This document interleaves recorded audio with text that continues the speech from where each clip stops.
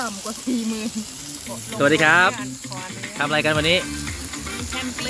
แคมปิ้งเหรอ หมูกระทะก็มีค่ะต้มตำด้วย หนูอยู่เฉยๆค่ะไม่ได้ทำอะไร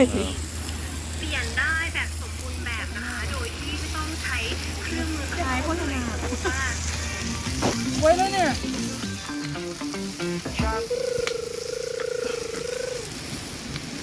โอ้ยอันนี้ส้มตำนะครับส้มตำจากสุรินทร์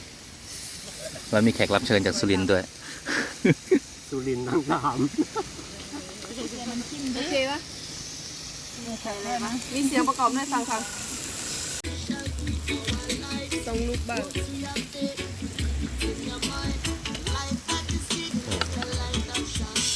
สองคนนี้สู้ไม่ตายครับไม่สู้ไม่ถอย สู้ไม่ทันเอาความจริงมา พูด พูด ผิ อี ด กแล้ว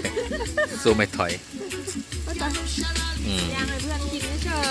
ย แคมปิ้งแคมปิ้ง ทางนั้นไม่มีใครกลับเลย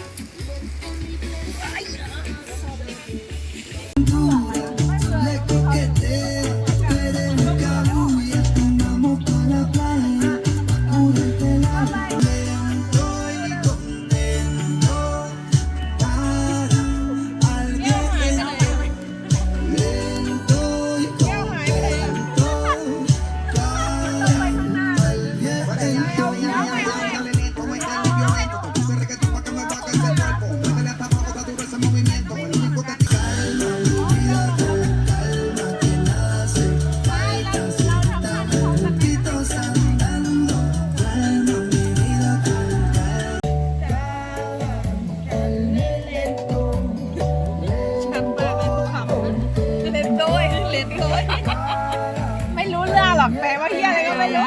Aprovecha que el sol está caliente y vamos a disfrutar el ambiente. Vamos a meternos para la agua para que อยากเต้นเลยปะจะเป็นมั้ย